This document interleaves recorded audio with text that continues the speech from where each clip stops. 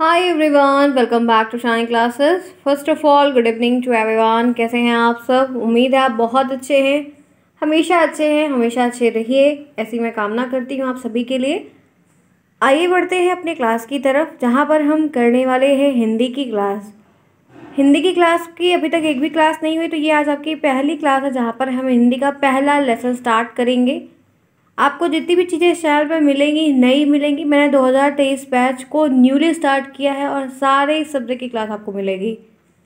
आपको बस एक काम करना है, बहुत ही छोटा सा काम है, वो ये है कि टेलीग्राम को ज्वाइन करना है। लिंक आपको कमेंट बॉक्स में ब्लू कलर की लिंक है मिलेगी, डिस्क्रिप्शन बॉक्स में भी मिलेगी। आप टेलीग्राम पर शानी क्लास सर्च कर सकते हैं, आपको ईजिली अवेलेबल हो जाएगा। और एक काम और बहुत इंपॉर्टेंट है, वो है चैनल को सब्सक्राइब करना। अगर आप सब्सक्राइब किए हैं तो नोटिफिकेशन आपको जाएगा, चीज़ें आपको समझ में आएंगी, हर चीज़ वहाँ पर बताई जाएगी, आपको लिंक भी वहाँ पर दिया जाएगा, सब चीज़ आपकी सॉल्व होती जाएगी समय के साथ। तो चलिए आज करते हैं हिंदी की क्लास की शुरुआत, देखते हैं कि हिंदी में क्या है। तो फ्रेंड्स, मैं इससे पहले ये कहना चाहती हूँ कि हिंदी वही हिंदी है जो हम बेसिक से पढ़ते आए हैं। सिर्फ और सिर्फ हमें एक बार उन वो एकदम पुरानी चीज़ों को फिर से रिवीजन करना है बेसिक तरीके से। आइए जानते हैं। तो सबसे पहली जो हेडिंग है जिस पे हम डिस्कस करेंगे, समझेंगे, जानेंगे, हमें जानना है, वो है हिंदी भाषा की ध्वनियों को सुनकर समझना और शुद्ध उच्चारण करना। ये येलो कलर से हाईलाइटेड एक हाईलाइट है, हेडलाइन है, जो कह सकते हैं कि एससीईआरटी के सिलेबस में प्रिंटेड है। एससीईआरटी में जितने सिलेबस में जो भी चीज़ें दी गई हैं वो आपको बताई जाएंगी। सिलेबस मैंने टेलीग्राम पर सेंड कर दिया, देख लीजिएगा। अब आपको वो ध्वनि जानना है कि ध्वनि क्या थी, आपको उसको सुनकर क्या समझ रहे थे, उस ध्वनि से आपको क्या अर्थ निकल रहा था, शुद्ध उच्चारण क्या होता है, अगर आपका उच्चारण सही है तो आपकी वर्तनी सही होगी। ऐसे बहुत सारी चीज़ें हैं जो आपको ध्यान रखनी होगी। इसी के साथ आप शुरुआत करते हैं, तो बढ़ते हैं आगे। यहाँ पर लिखा हुआ है कि हिंदी की ध्वनियों को वर्णमाला में संकलित किया गया। जी हाँ, हिंदी की जो ध्वनियाँ हैं, जो हमारा वर्णमाला है, उसमें उसको रखा गया है। हिंदी वर्णमाला को दो प्रकार की ध्वनियों में विभाजित किया गया है। हमारी जो हिंदी वर्णमाला है वो वर्णमाला काफ़ी अच्छी है। माला नाम है तो उसमें बहुत सारी चीज़ें हैं, अलग अलग हैं। तो इसमें दो चीज़ें हैं जो दो प्रकार की ध्वनियों से ही सब कुछ बन रहा है। सारे शब्द बन रहे हैं, वर्ण बन रहे हैं, बहुत कुछ बन रहा है। क्या वो जानते हैं आप कौन कौन सा है? तो ये आपको देखो हाईलाइटेड दिख रहा है, एक स्वर है और एक व्यंजन है। एक स्वर है और एक व्यंजन है। किसी कागज पर लिखे वर्ण भाषा नहीं होती। अगर कोई कागज है उस पर लिखा वर्ण वो भाषा नहीं होता, वे सिर्फ चित्र होते हैं।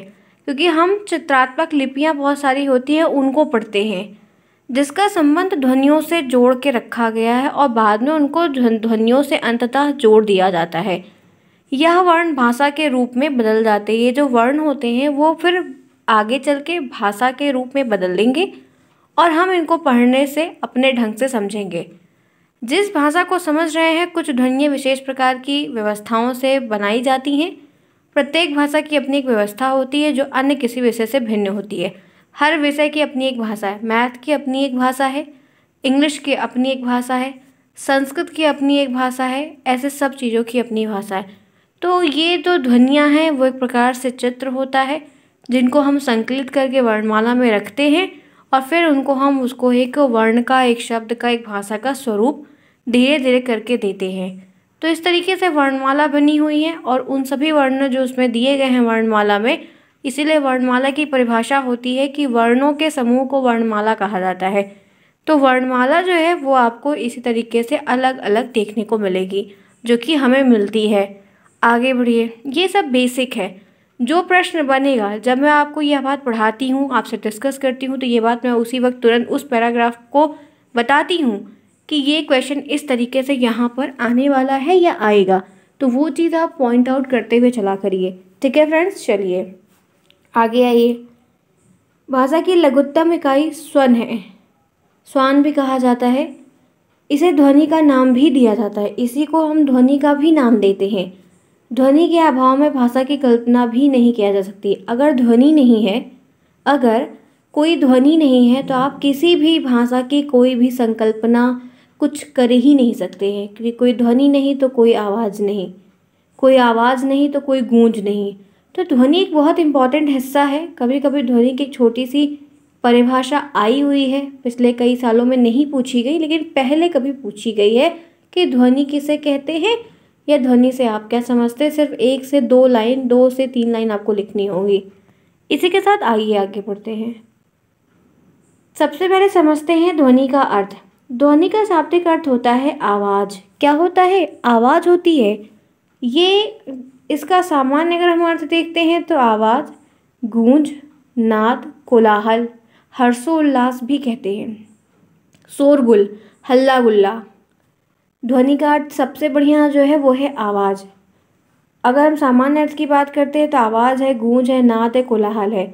ये आवाज़ की जो बात होती है ये एमसीक्यूज़ के फॉर्म में आपको पूछा जाता है। 5 एमसीक्यूज़ आएंगे, 25 नंबर का यह पेपर होगा, 18 प्रश्न आपको टोटल आएगा, 12 नंबर आपके पासिंग होंगे। अगर आपकी 11 आती है तो बैक लगेगी, 13 आती है तो पास होंगे, 12 आएगा तब भी पास। एक बात ध्यान रखिएगा कि आपके जो सीनियर हैं, जो 2022 बैच के स्टूडेंट, उनको हिंदी में बहुत बैक लगी है, उनकी हिंदी में बहुत बैक लगी हुई है। तो ध्यान रखिए कि ये भी बहुत ईजिली वे मत लीजिए, बैक लग जाती है। मेनली आपकी जो लगती है वो संस्कृत मैथ में लगती है, मोस्टली मैथ में ही लगती है। फिलहाल वो एक अलग बात है, उस पर डिस्कस नहीं करना है। समय के साथ जब पढ़ते चलते तो हमें हर चीज़ पता चलती है और करते, मेहनत करेंगे, हार्ड वर्क करेंगे, सब कुछ हो जाएगा। ठीक है, तो ये जो 2 लाइनें हैं ये इम्पॉर्टेंट है। क्यों इम्पॉर्टेंट है? क्योंकि इनसे क्वेश्चन बनते हैं। नोट डाउन कर लीजिएगा, स्क्रीनशॉट ले लीजिएगा, या तो आप जो है नोट्स को लेंगे टेलीग्राम से, पेड नोट्स आपको मिलेगा, आपको परचेज़ करना होगा, तो वो आपको राम सर का लिंक वहाँ पर दिया गया, उनके पास से मिलेगी, लेकिन अभी नहीं मिलेगी, अभी नहीं अवेलेबल है। अभी मुझे बनानी है बहुत सारी चीज़ें, फिर आपको नए तरीके से अवेलेबल किया जाएगा। ठीक है फ्रेंड्स, ध्यान रखिएगा। आगे बढ़िए, देखते हैं क्या है। ध्वनि बहुत व्यापक अर्थ वाला शब्द है। ध्वनि क्या है? तो इसका काफ़ी बड़ी मात्रा में एक मीनिंग है। इसके अंतर्गत सभी प्रकार की ध्वनियाँ होती हैं। ध्वनि के अंदर सभी प्रकार की ध्वनियाँ समाहित होती हैं। जैसे घंटा बजाने की ध्वनि एक अलग है। आप घंटी कहीं बजती है तो आप समझ जाते हैं कि घंटी कहीं बज रही है। पक्षियों के चहचहाने की ध्वनि, वो भी आप पहचान जाते हैं। हवा के चलने की ध्वनि, जब आप बाइक से कहीं ट्रेवल करिए, देखिए बाइक से आप ट्रेवल करिए, आपको हवा की ध्वनि पता चलेगी। पशुओं की आवाज़ तो पहचान में आने लगती है। मधुमक्खियों की भिनभिनाहट, मच्छरों की आवाज़ रात में, बर्तन की आवाज़, वाहन की आवाज़, हंसना, बहुत सारी ध्वनियाँ हैं। ये सब ध्वनियाँ हैं, इनका स्रोत अलग है, लेकिन सभी की सभी ध्वनियों के प्रकार में ही समाहित होती हैं। ध्वनि की अगर हम बात करते हैं तो ध्वनि का जो एक कंटेनर होता है उसमें ये सबकी आवाज़ आ जाएगी। सबकी गूंज, सबकी नाद, ढोलक की आवाज़, घुंघरू की आवाज़, पायल की छन छन, चूड़ियों का खन खन, सब कुछ आ जाएगा, क्योंकि वो सबको सब क्या है? ध्वनि है। तबले की आवाज़, बहुत सारे जो इक्विपमेंट्स होते हैं, म्यूजिशियंस के जितने भी होते, सब कुछ आ रहा है, क्योंकि सबकी अपनी एक ध्वनि है। तो ये ढेर सारी ध्वनियाँ हैं जो इसके अंतर्गत, इसीलिए कहते हैं कि ध्वनि बड़ी सीमित नहीं है, बहुत बड़ी है, क्योंकि उसमें बहुत सारी चीज़ें आ जाएंगी, बहुत सारी चीज़ें समाहित इसके अंतर्गत है। नाम छोटा है लेकिन काम बहुत बड़े बड़े हैं। आगे बढ़िए, आगे चलते हैं। देखिए, मनुष्य अपने भाव और विचार को, मनुष्य यानी कि आप और मैं, हम दोनों मनुष्य हैं, बिल्कुल हैं। तो मनुष्य अपने भाव, हमारे भाव, आप में नैतिकता, आपका बात करने का तरीका, आपका आचरण, आपका धर्म, आपकी संस्कृति, आपका बिहेवियर, आपका लुकिंग सेंस, आपके सब कुछ इन्वॉल्व होती हैं।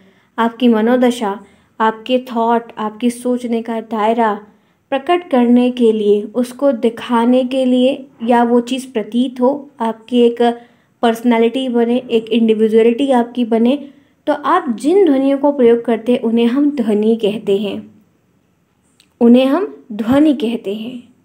बहुत अच्छी परिभाषा मैंने आपके लिए चुन के ली हुई है, very very very very important है।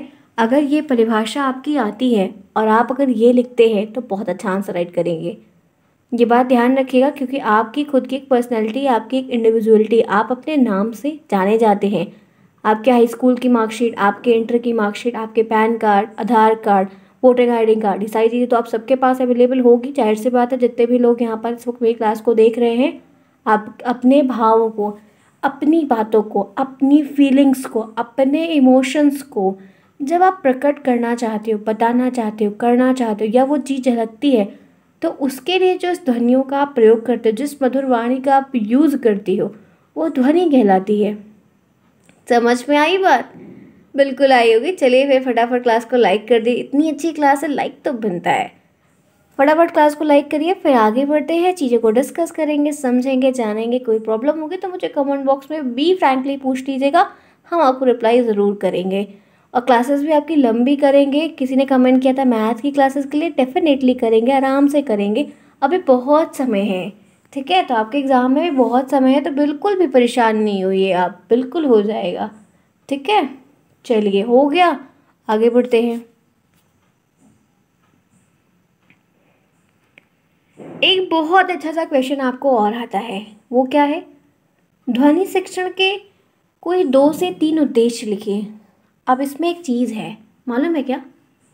एक तो ध्वनि एक शब्द खुद है, ठीक है, ध्वनि की खुद की एक परिभाषा है जो आपको याद करनी है। दूसरा इसमें एक शब्द है शिक्षण। दूसरा क्या है? शिक्षण। शिक्षण लेना, शिक्षण देना दोनों होता है। कोई शिक्षण देता है, कोई टीचिंग करवाता है, कोई टीचिंग करता है। ट्रेन करना, टीचिंग करना। अब ये जो ध्वनि के बारे में शिक्षण देना है, ध्वनि के बारे में जो बताना है, समझाना है, उसके उद्देश्य क्या है? तो कोई 2 से 3 उद्देश्य लिखने को आपको आएंगे। पहला है, अगर आप छोटे बच्चों को सिखा रहे हैं, प्राइमरी में टीचर बनेंगे आप, उनको जब ध्वनि के बारे में आप बताएंगे तो उसको बताने के पीछे की आपकी क्या मंशा रहेगी, आपका क्या उद्देश्य रहेगा, आपका क्या ऑब्जेक्टिव रहेगा, वो 3 बातें आपसे पूछेंगे। तो पहले आपका उद्देश्य ये होगा कि आप उनको उसका ज्ञान दें, उसके बारे में उसको नॉलेज दें, उसके बारे में उससे डिस्कशन करें, पूरी डिटेल में चीज़ें उसको बताएं।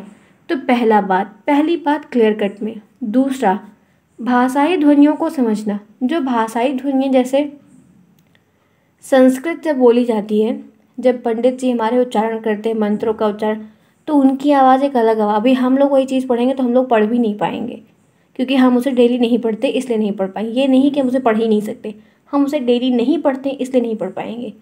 लेकिन आप देखोगे उसकी वो संस्कृत भाषा एक अलग भाषा है, संस्कृत एक लैंग्वेज है, उसकी ध्वनि अलग है। वहीं कोई इंग्लिश में स्पीच होती है, इंग्लिश में कोई डिबेट होता है तो उसकी एक टोन अलग होती है, हिंदी की होती है तो अलग होती है, भोजपुरी कोई बोलता है अलग बोल, अवधी कोई बोलता है अलग लगती है।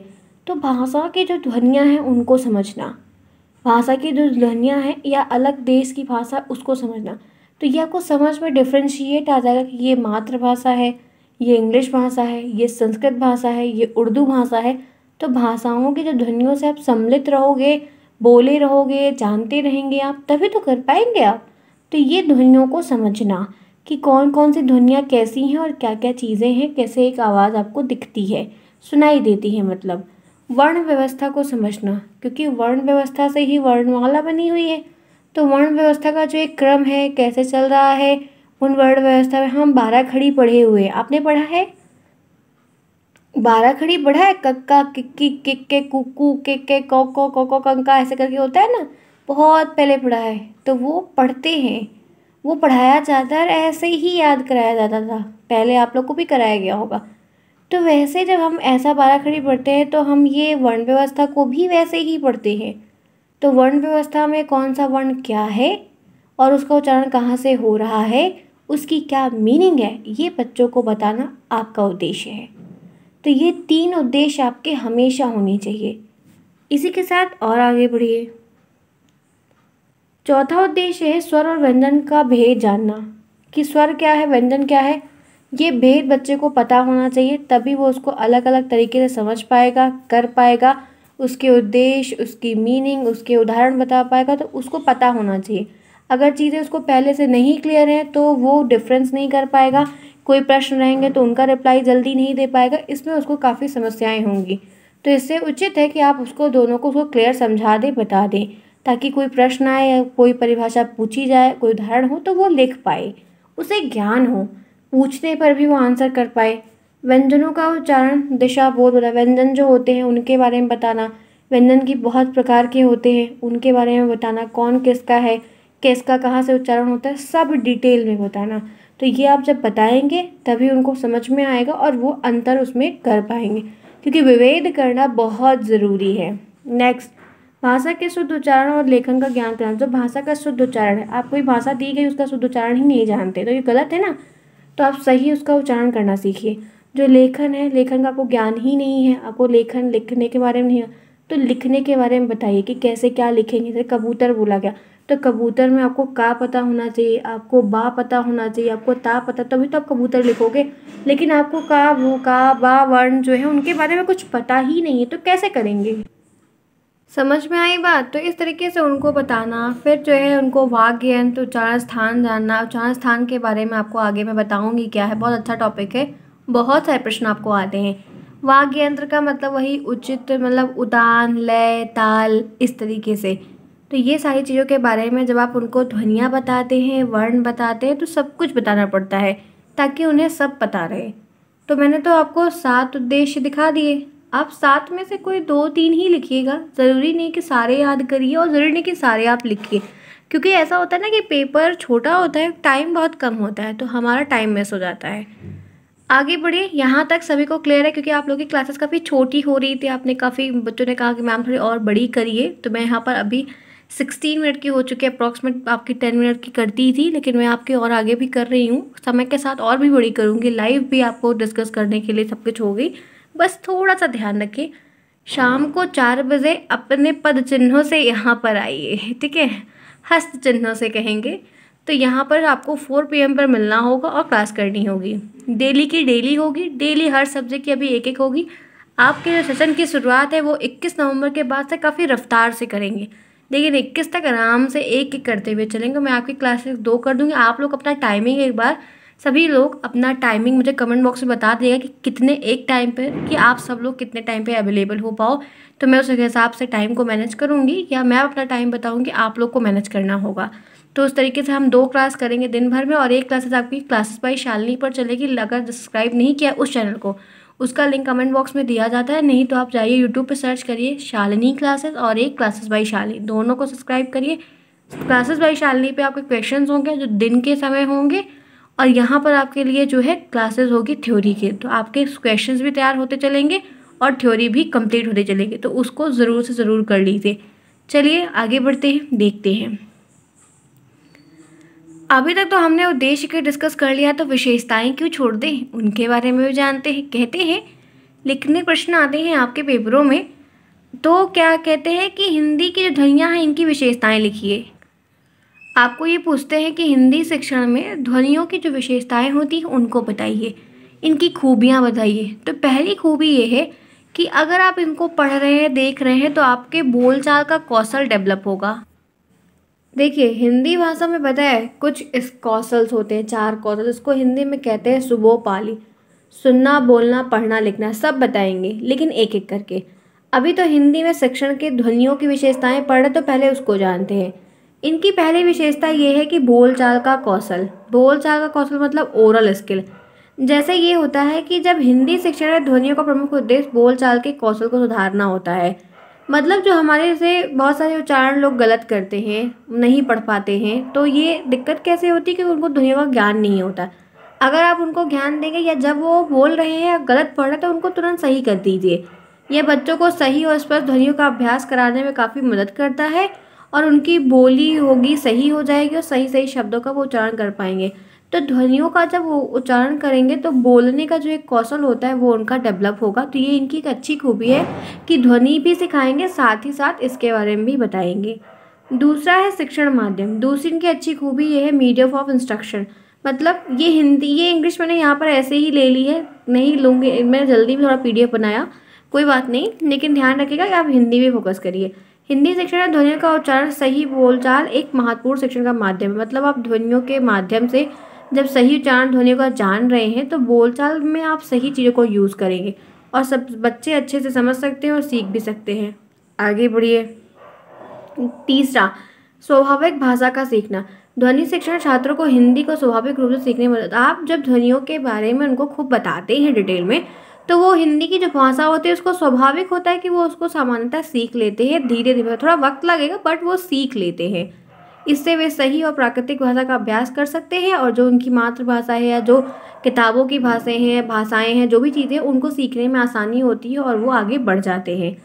विचार व्यक्त करना, व्यक्ति नहीं होगा, व्यक्त करना। अगर आपको भाषा आती है, उच्चारण का ध्यान है, ज्ञान है, ध्वनियों के बारे में पता है, तो आप अपने विचार को व्यक्त कर सकते हैं।